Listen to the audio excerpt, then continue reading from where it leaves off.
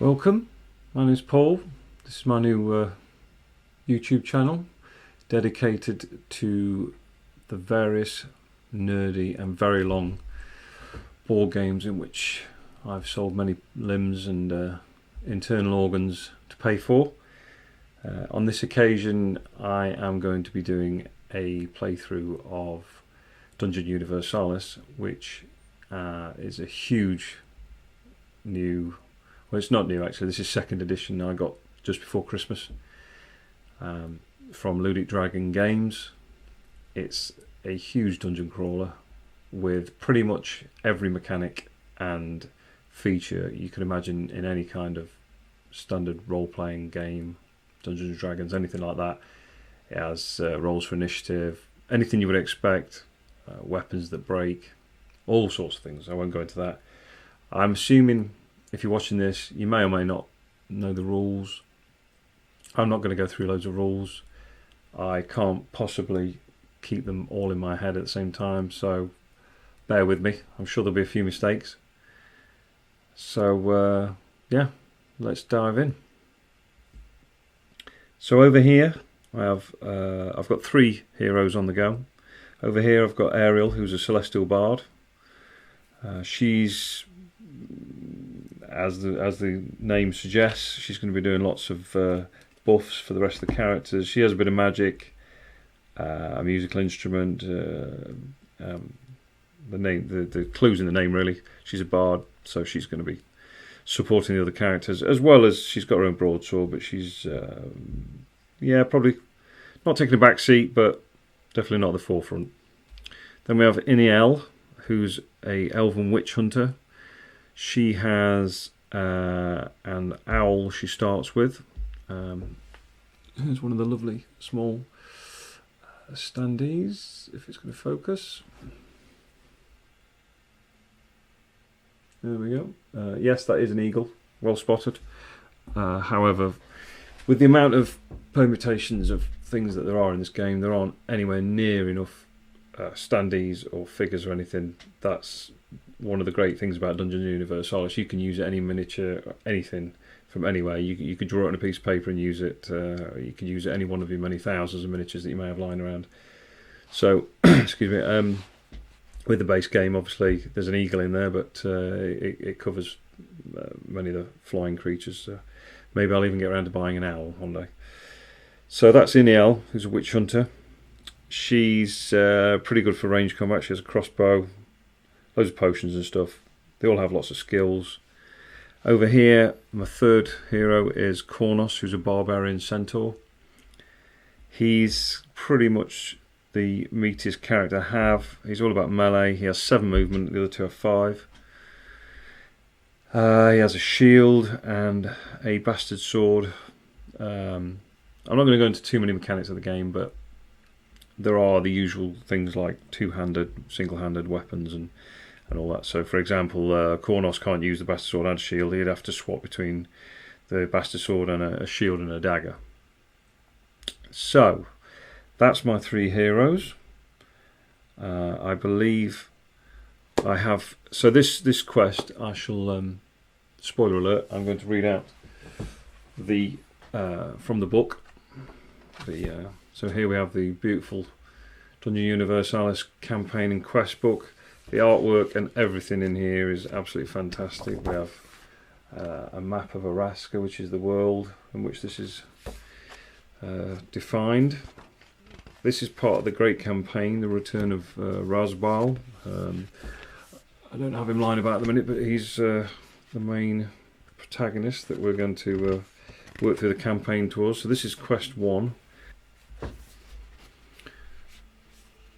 So this is the artwork for the campaign for Return to Raazbal.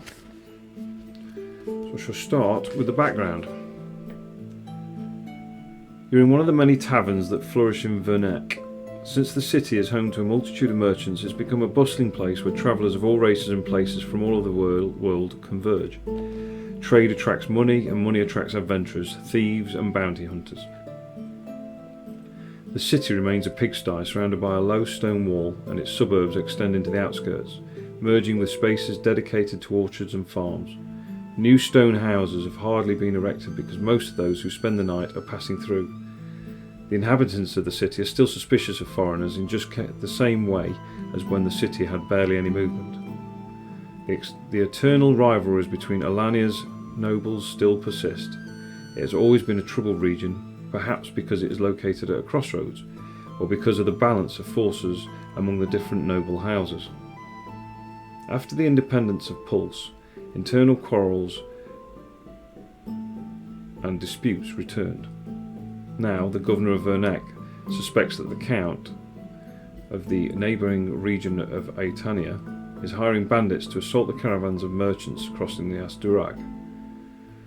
Count Richard uses this ploy to redirect the traffic so that the merchants can divert northwards and participate in the small riverbank markets that belong to him. Hart, governor of Vernac, wants to take tough measures against his neighbour, but first he needs to confirm his suspicions.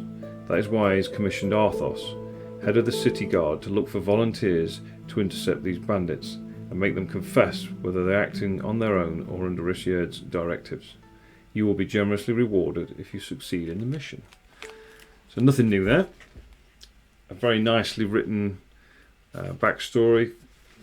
To be honest, people make their own and everything. This is just part of this campaign. This is the start of this Return to Raazbal. So then it says mission pending M1. So at the beginning, I showed you just a minute ago. I showed you a map of Araska. Now, if I lift it up here, possibly be able to see it. But that little red flag down in the left corner, that is M1. So we're going to start our quest right down here. So it says mission pending M1. So then we go and find M1. Here we go. Free the merchants. In this area of the grove, the road descends to a hollow where the leaves and branches of shrubs are piled up, dragged by the rains. It is a perfect place to take a false step on a hidden trap or be the victim of an ambush. The wagon of a merchant couple moves slowly. The draft horses are exhausted. They have no escort. Suddenly, the man, covered by an overcoat and a wide hat, hears a cracking sound coming from the side of the road. He tells himself it's just a bird or a squirrel climbing up a tree. He looks up and detects no movement. His wife, who travels behind him, alerts him with a shriek. Several shadows appear between the tree trunks and the first arrows whistle.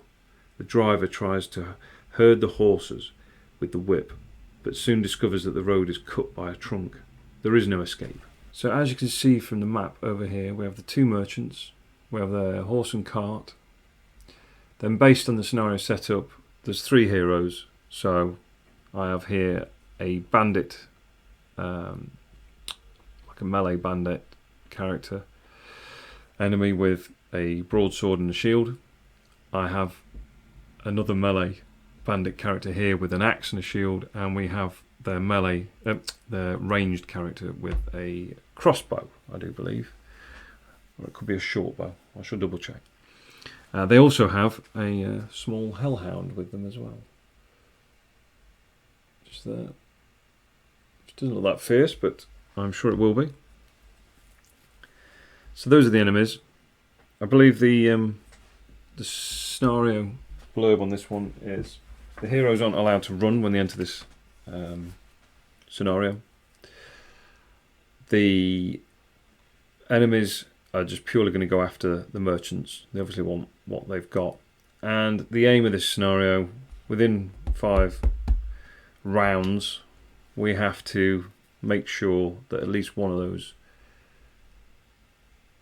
merchants survives or is not knocked out, as the wording goes. So there is a special rule. Roll 1d6 before the start of the scenario. It's a 3. If it would have been a 1, the whole scenario would have been done under dark, which does affect the skills, etc., that the bandits have, and myself as well, I do believe. So let's begin. I believe for my first move, I'm going to use Kornos the Centaur. Now he's got a movement of 7, So I believe if he enters on this bottom square, we can go 1, 2, 3, 4, 5, 6, 7, and we can get within melee range right up behind this bandit here with an axe. Now the great thing there is, as you can see, or as you can't see actually, the bandits are actually all facing the merchants because obviously thematically they're hiding in the bushes and the woods. They're trying to fight, trying to sneak up on them and surprise them. So this means Kornos can sneak up behind him with his normal movement. All characters will get a move and an action. So his first movement, I'm going to bring him into the scenario. So he enters here. 1, 2, 3, 4, 5, 6, 7. He's now engaged with him in melee combat, so those two will stay engaged. He gets a +1 to the opposed roll. So this game uses opposed rolls. I'm going to use black dice for the enemy, white dice for the heroes. And basically, an opposed roll just means that Kornos needs to score more than the bandits to make sure. So that this is a to-hit roll. There's to-hit roll, and then there's damage roll, as in any good role-playing game or standard role-playing system. So let's go ahead and do that roll. Ooh, right. So the bandit's got 11 and I've got 10. However, it's now down to modifiers. So it's down to combat modifiers, which on this card, if we just hold it up here, is this number 4 there with the little swords on it. So Kornos has a combat of 4. Now he gets a +1 because he's coming up from behind. I don't believe he's got any other melee bonuses because he's not elevated. There's certainly no negatives to it. So he's actually got 10 plus his combat, which is 4. So he's got 15. So the enemy have got 11 plus their combat value. So the enemies come with these cards. This is just the bandit overview cards that tell you how they spawn. So I'm going to be mainly using these 3 here. I've got one for the Warhound, just there. I've got one for the human bandit, so he's basically just the melee one. He's the one I want. And there's one for the shooters. So this has all their stats. This is one of the great things about 2nd edition, apparently, because this is all in the bestiary and part of a huge book. In fact, 2 books now, because there's 2 bestiaries. And now they've put the first bestiary on cards. And I must admit, just coming straight into using it with cards, it just makes a lot more sense. It's kind of one of the negatives of the game originally, was that it was quite old school to the point where you had to look up the characters, but the enemies. But that means there is an absolutely massive wide array of enemies. I'll show that later. So anyway, back to the game. So we have the human bandit, who is the melee character. Now he has a combat of 3, so 11 plus 3, 14. So we've beaten them just by 1, which is good. So that means he's hit.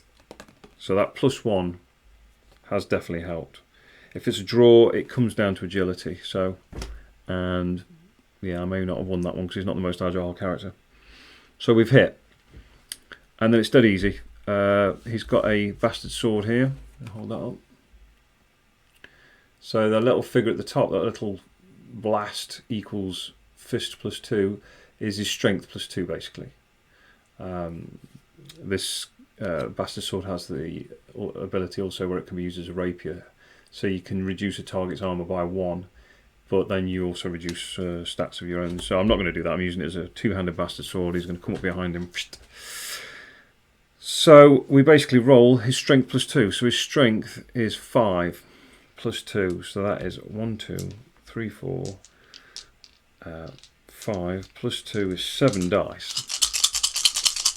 Now what we're aiming for here is the human bandit's vitality, which is a little heart there in the middle. That's a number 4. But he also has armor over here. So he has an armor of 3, basically wearing whatever he's wearing. So we need 4 3s or more to kill him. So I've got 1, 2, 3, 4. There we go. And that's how you sneak up. Now, the astute of you out there may well have noticed that he has a shield. He can't use that because I came up behind him and shocked him. So he hasn't got a leg to stand on, literally. I've just wiped his legs out from under him. So that is very good. So we get those off. He's out of the game. We're now down to these two other bandits. A range one, which is going to be an issue because the range in this game is pretty massive. It has a very good range system where a weapon might go 24 squares. However, the further away it gets, there's -1, -2, -3 modifiers added or taken away. So that was Cornus's turn. I think next we basically just need to get Iniel and Ariel onto the board. They can't really reach anyone. However, I'm thinking Iniel is a ranged character. Her ranged weapon may well... Yeah, so her ranged crossbow will do 24. Yeah, let's bring her on. Right, so this is Iniel. She also has the owl with her. So I'm going to bring her on here. The owl, I think, basically just activates either side of her turn, either before or after. So, and you have to say whether or not the owl's got a flying ability. Basically, on its turn, I either have to say if it's flying or it's stationary. Because if it's stationary, it can actually do an attack. It's not great, but I think it's got an attack of 1. But owls and companions like that and pets can basically set off traps and things like that and help you out. So I'll get the owl on afterwards. Let's get Iniel on first. So she has a movement of 5. So I think it's best if we move as close as we can. 1, 2, 3, 4, 5. Now that leaves us 1, 2, 3, 4. So we have a range of 5 there. So we can definitely hit this archer or whatever they are with a I do believe they have. Let me just double check. It is a short bow, not a crossbow. Sorry about that. So now the negative is there's already one modifier been put into place because she has moved. Any ranged character that moves before they shoot will get a -2. Oh no, sorry, -1. However, it will be -2 if they've moved more than half their movement. So she's got a movement of 5. She's definitely moved more than 2.5 spaces. She's moved the whole movement. So she's actually going to get a -2 modifier to the to hit. So basically, let's go ahead and do that. So ranged weapons are slightly different in terms of the fact that each character will have a... I'll show you on this card. Have a shooting ability. So hers is pretty good. It's 5. It's very good. However, she's already lost 2 because she's moved. Very thematic, I think. Very good. Definitely one of the very small examples of how in-depth this game can be. So 2 dice. There's no opposed roll because you're not fighting the other characters as such. You are literally just trying to hit them with a ranged weapon. So she's already got 5. -2 is 3. So this is different. Most tests like this you need 10 or more to complete the shot or the task. It's only the opposed rolls where the one has to be higher than the other. So we're going to do to hit. She needs more than 10. 6, 7, 8, 9, 10, 11, -2. So she's got 9. So she's missed, which is not ideal. That is not ideal at all. I'm just going to double check there's no other modifiers. Actually, she does get +1 because she's attacking from the back. So I do believe we've just done it. So 6, 7, 8, 9, 10, 11, -2 is 9, +1 for hitting him in the back, surprise attacking him. He's been hit. And again, it's the strength. So on the crossbow, it's the strength. Sorry, the dice is there's just 4 dice basically damage, but also we've got -1 to the enemy's armor. So that shooter has an armor of down the bottom 3. So let's call that 2. So we roll 4 dice, and we want 2s or more. Now that's a good roll. That is a good roll. So again, that's another one dead. 4 health. We've got 4 hits. That's the archer gone before they've even had a chance to attack it. Now the warhound might give us a bit of grief, but I'm not. I was more worried about the archer really, because we've got this melee character now. What we can do is the scenario says that you can treat these 2 civilians as kind of like companions or mercenaries, which means they will move either during my turn or during the hero's turn or before or after or whatever. So what I'm going to get them to do now is run. So they can get down off the cart and I can get them to run away from this end of the board. So I'm not too worried about. In fact, I may well bring in Ariel in a minute because she will hopefully take care of the warhound. These 2 can move up and hopefully attack this last bandit. So let's get the merchants out of the way. So the merchant's wife, they're basically classed as civilians. They've got a movement of 4, but they can use. You can have a movement and then an action, but an action can be to run, which basically joins the 2 actions together. So you can move double your distance. No, take that back. You roll 2 dice. So she can move 7, but that she can run 7, but that can never be higher than double her movement. That's why I was thinking of the double. So she's going to move 7.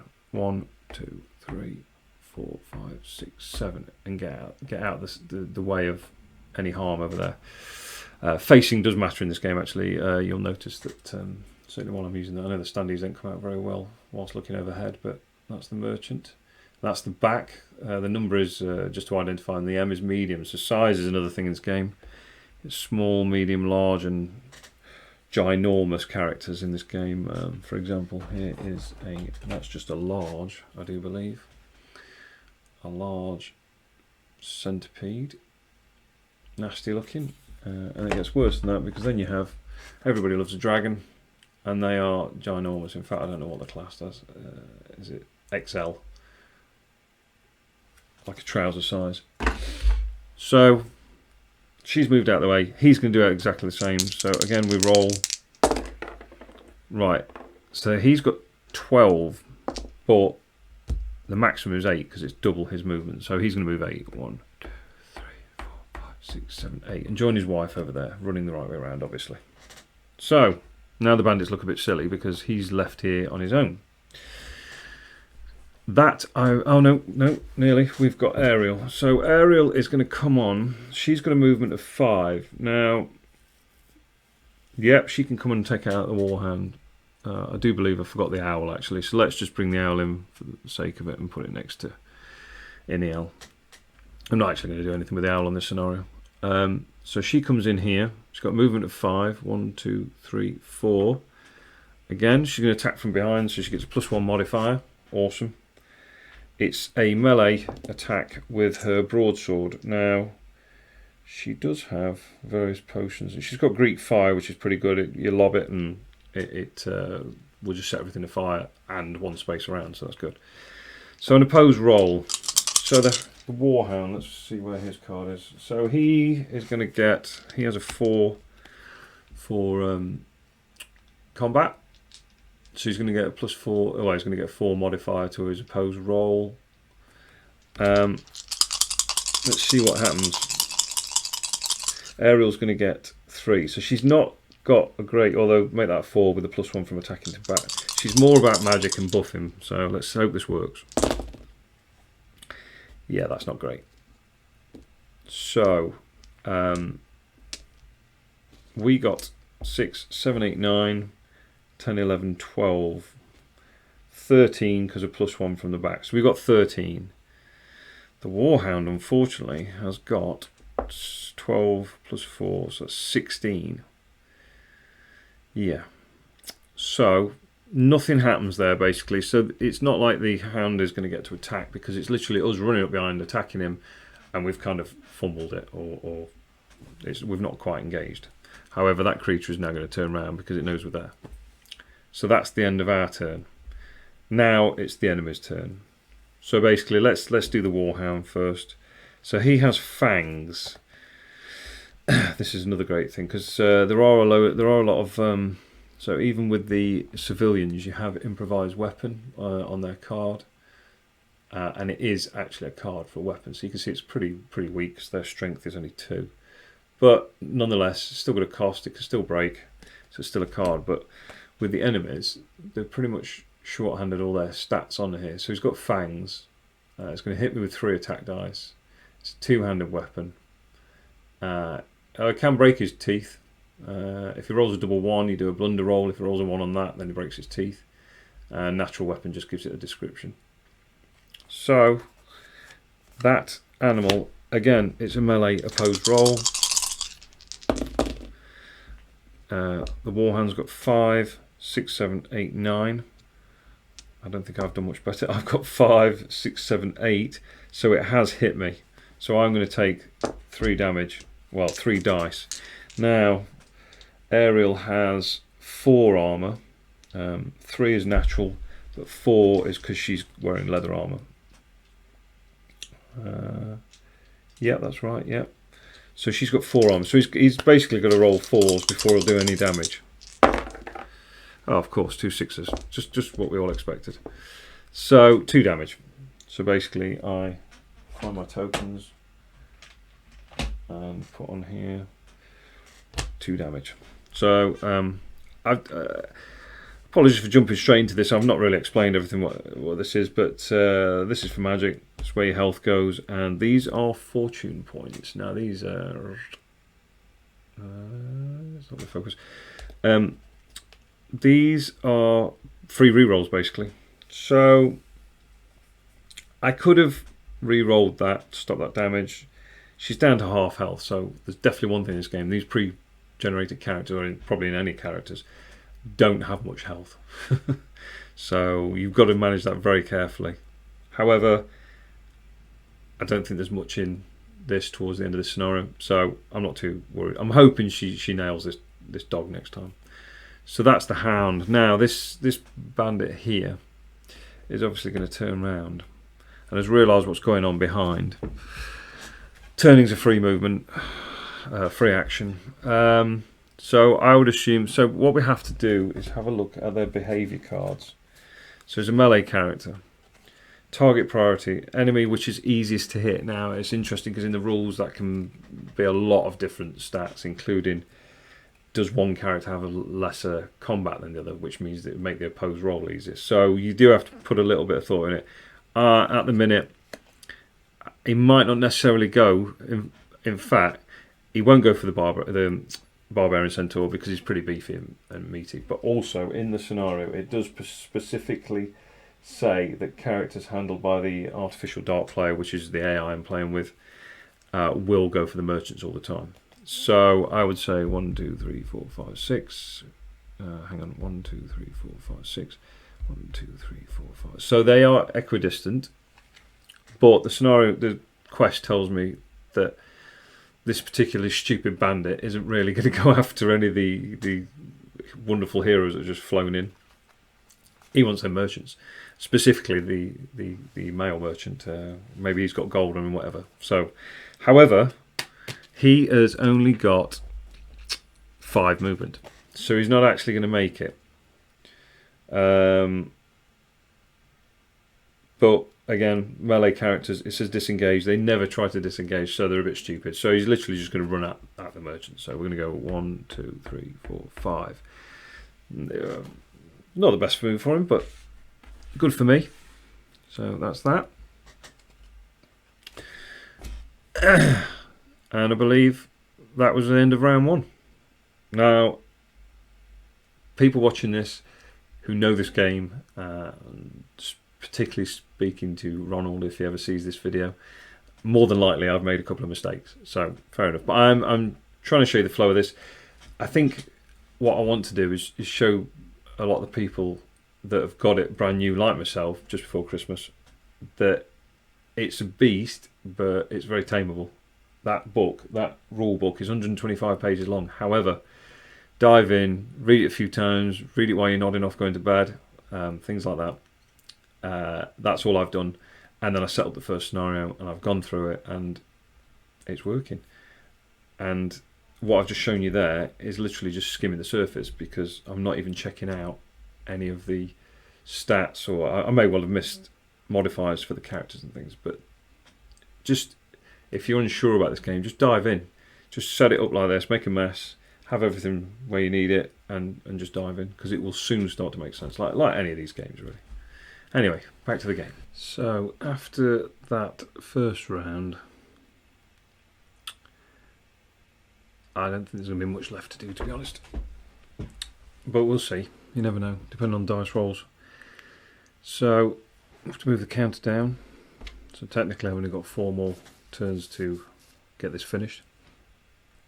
Take care of this Warhound and this other melee bandit. So as soon as it's our turn, what I might do in terms of safety over here, we've got the 2 merchants. I think I'm just going to move those out of the way. So again, they've both got, I'm going to make them run. So I'll do him first. So he gets to move 6. 1, 2, 3, 4, 5, 6. And then I'll do her.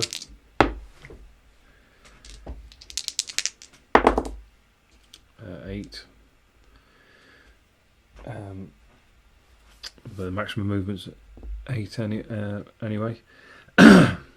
Sorry, that wasn't 6. That should have only been 3. 1, 2, 3. 1, 2, 3, 4, 5, 6, 7, 8. So it costs you extra movement to move through allied characters or whatever, which is what I've just done there. So that's the 2 merchants out of the way. I think we'll send in Kronos. So he's going to move up 1, 2, 3. He's now in melee range and he's engaged with the bandit. So let's get out their card again. So he, again, it's an opposed roll.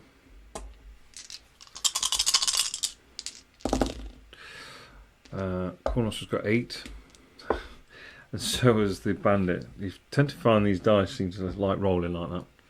So Kronos has got 4 combat. Unfortunately, this time he hasn't got the +1 modifier because he hasn't snuck up behind him. There's no other bonuses or modifiers. So I've got, Kronos has got 6, 7, 8, 9, 10, 11, 12. So he's got 12. And the bandit has got 8, 9, 10, 11. Ooh, beat him by 1. Now, the thing which is very good, but I absolutely hate about the enemies, is if he has a shield, he gets to roll a dice. He can choose to roll a dice. And in terms of the bandits, you see that figure there? If he rolls a 5+ on this shield, he will basically negate the damage, which I really don't want him to do, excuse me. So we've hit him. I'm now going to roll.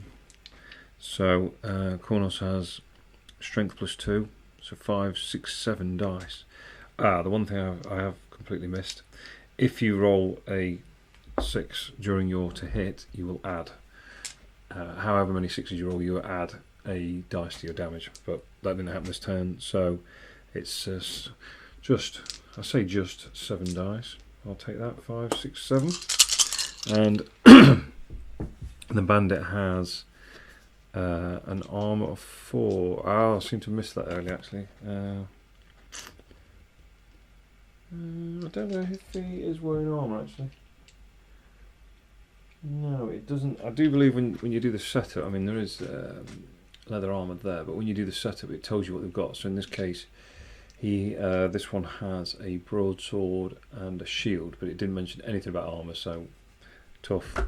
He's not got any armour, so his natural armour is a 3, and he has 4 health. So I need 4 3s or more.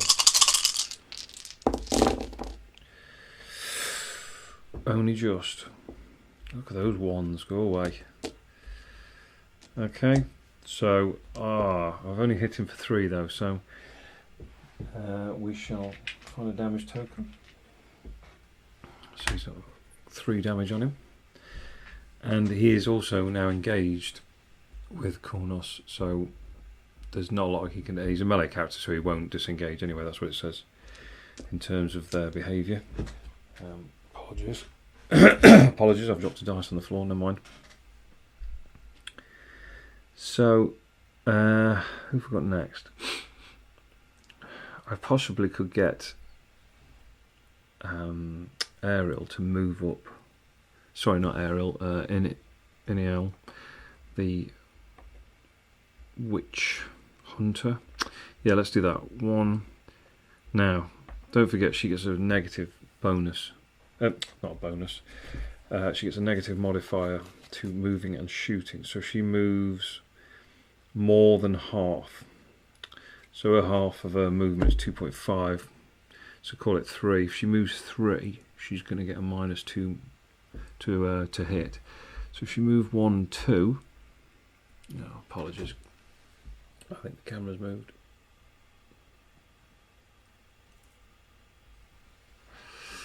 So if she moves 1, 2 over here, that would leave 1, 2.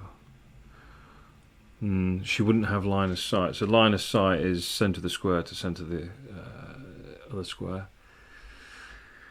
I think line of sight is centre to centre. So if I were to move in the L 1, 2, that would stop her getting the -2 bonus. However, centre to centre, I do believe Kurnos is in the way. So in this occasion, I'm going to go 1, 2, 3, 4. So she's definitely got line of sight across here. No, he does have a shield, which is a pain. And going back a little bit, I did not roll for his shield, but he didn't roll a 5 anyway. So yeah, so I should have rolled a dice. 5+, he would have negated the 3 damage I did to him earlier. Anyway, moving on. She is going to fire her crossbow. So again, it's not an opposed roll, it's a to hit because it's her shooting skill. 2 dice. Her shooting skill is 5. She needs 10 or more to hit him. Oh yeah. 8, 9, 10, 11, 12, 13, 14. Plus we rolled a 6, so that is an extra damage dice. So she's hit him. The crossbow will give her 4 damage dice, plus an extra 1 because she just rolled a 6. A critical. Oh, that is not a very good roll at all. Oh, look at that. So, at this point, I do believe I'm going to spend a fortune point. These tiny little things. No, that's it. I'll spend that to completely re-roll that. And now we're talking. So, again, his armour is 3 with a health of 4. I've already damaged him, so I only need 1 hit basically, and he's down. So that's 4 hits.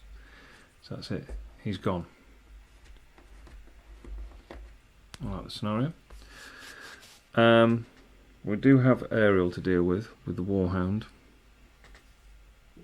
Yeah, so that's the end of Iniel's go. So now it's Ariel, the Celestial Bard. So she's going for the Warhound. She's engaged in melee combat, so it's an opposed roll. Oof, no, that's not good. That is not good. So she's got 5. Combat strength is 4. So she's got 9. No modifiers. That's not good. And they've got 10 plus. What's the Hellhound? Warhound even. Warhound is the one right in front of me. 4, so yeah. So again, I'm going to spend a fortune point.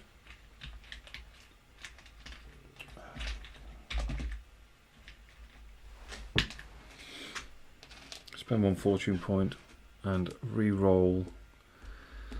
Now, I think it's the entire roll, or I believe it is just my dice. I could be wrong. Someone will probably point that out.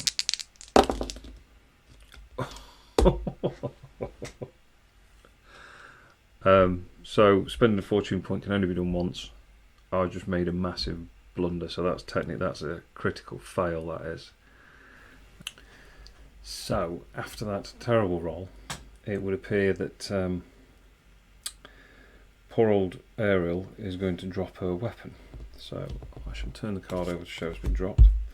You're also supposed to put a token in the adjacent square as to where it's been dropped. So the Warhound has somehow managed to alleviate her of a weapon. She also has to do a breaking roll.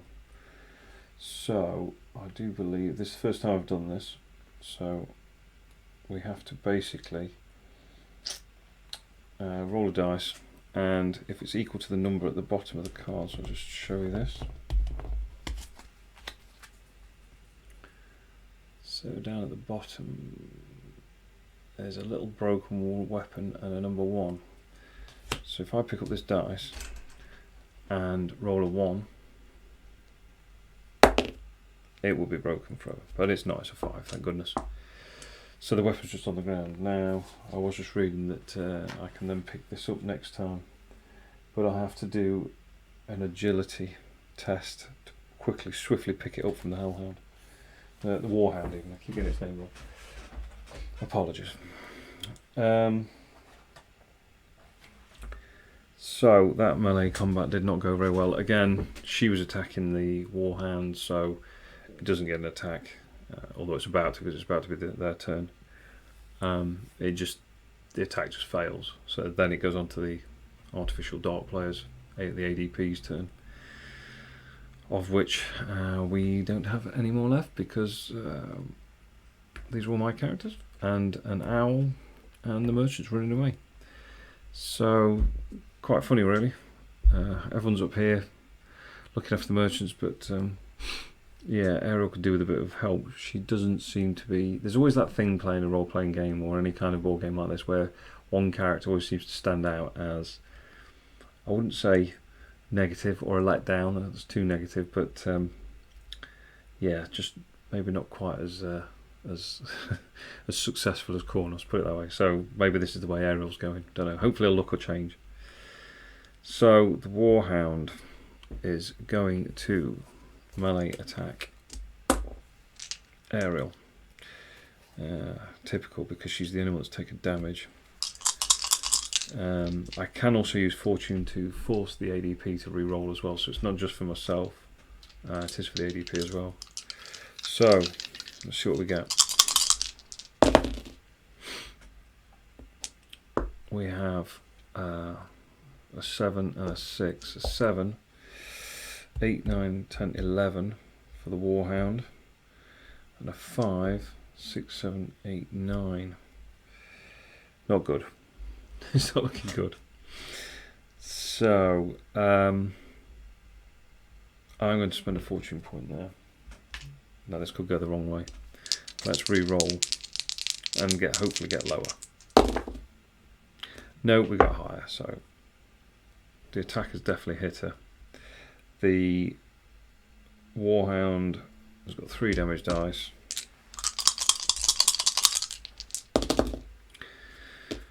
Ooh. This might mean that Ariel's knocked out. Not good. She does have 4 armor, so it's 2 hits. Now that 2 hits is enough to knock her down. So as I said, I'm quite new to this. I've just quickly read up on being knocked out. So Ariel's been knocked out. She stays like that indefinitely till the end of the quest. So what I need to do now is take out the Warhound, and then that will be the end of the quest. Because basically I think the criteria for the quest is that at least one of the 2 merchants is not knocked out, is still alive before the timer runs out. Well, if I take out the Warhound, then there's no point carrying on. Really, there's nothing to search. I could search the wagon, but it's not really. This first scenario is definitely written purely to teach you a bit of the mechanics for the combat. The second scenario, Rogue's Lair, is about teaching the exploration. Hopefully I'll do a video on that one as well, but it's a bit of a bigger scenario. So what I need to do now is, it's a new round, so we move the timer down. 3 turns left. 3 turns to take out 1 Warhound. I would like to think it's going to happen. But maybe there's a bonus to be Ariel being on the floor because she can't really do much. So I'm going to go straight ahead with Kornos, turn him round and move him 1, 2, 3, 4, 5, 6. Now the Warhound is facing Ariel, which is good. So I started my turn behind him. If you start in front, you can't run around the back and surprise them. It doesn't work like that. But you can if you're behind them and they're facing away from you, and you start your turn behind them and come up behind them. I'm going to get that +1 modifier to hit. So let's do an opposed roll for melee. What is it with these dice? Right. So Kornos has got 6. +1 is 7 for hitting him from behind. 8, 9, 10, 11. The Warhound has got 7, 8, 9, 10, 11. In terms of a tie, it's down to agility. Now, I've got a feeling this isn't going to work either because, yes, Kornos has got studded armour just down here. -1 to agility. So his agility is only 3 anyway. So it's now down to 2, and the dog's agility is 4. So the dog has won that. The dog will turn around. This is one serious. I can't believe I've managed to take out all the bandits, but the Warhound is the one that's given us the problem. So, yeah, we could be in for another round of combat here. So that's Kornos. Although, let's go for a reroll. I'm going to spend a fortune point. Can only do it on this one chance. Let's hope we get higher than a 7. Yes. Sorry, that was a 3. So we've got 9, 10, 11, 12, 13. So we have won it. We have won it. Let's take that back.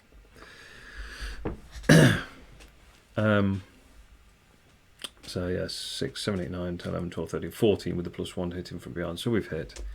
Kornos gets 2, 3, 4, 5, 6, 7 dice. I can't quite remember if one of them was a 6. Never mind. I would like to think this is enough to kill the dog. They all look good. Possibly a 3 as well. Not sure. So the Warhound has got 3 armour. Yes, so only 3s. That's 5 hits. He's gone. We've won the scenario. She still dropped a weapon. So that is the first quest in Return of Raazbal, the main campaign for Dungeon Universalis 2nd edition.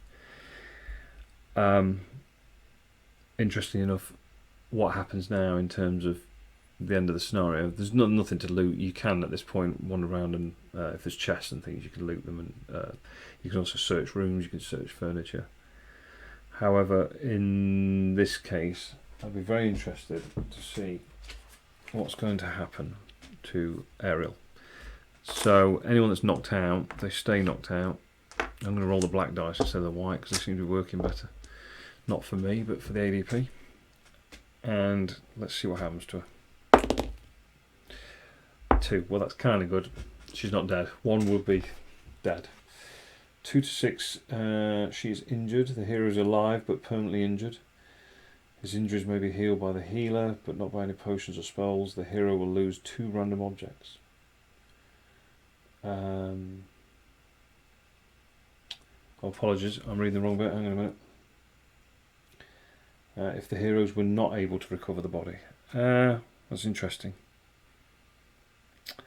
I would have said more than likely in this scenario, Kronos would have picked her up and carried her out. Most scenarios have a definite way of ending the scenario in terms of maybe leaving a room or leaving the board or whatever. Whereas in this one, it's literally just to make sure the merchant's alive by the time this timer goes down. So yeah, we'll go for that. She's just injured. So she's permanently injured. She has to be healed by a healer in town. So as part of the quest, these are all any statuses or injuries or anything like that carry on, and you have to deal with them when you go to a town or a tavern or a healer or whatever. So she does lose 2 random objects. So I'll probably do that later on, and hope it's not anything too hefty. But anyway, that's my first introduction to Dungeon Universalis. I hope you enjoyed it. I'm going to try and do the next quest, and I'll probably do a video on my thoughts of it, to be honest. It's a very good game.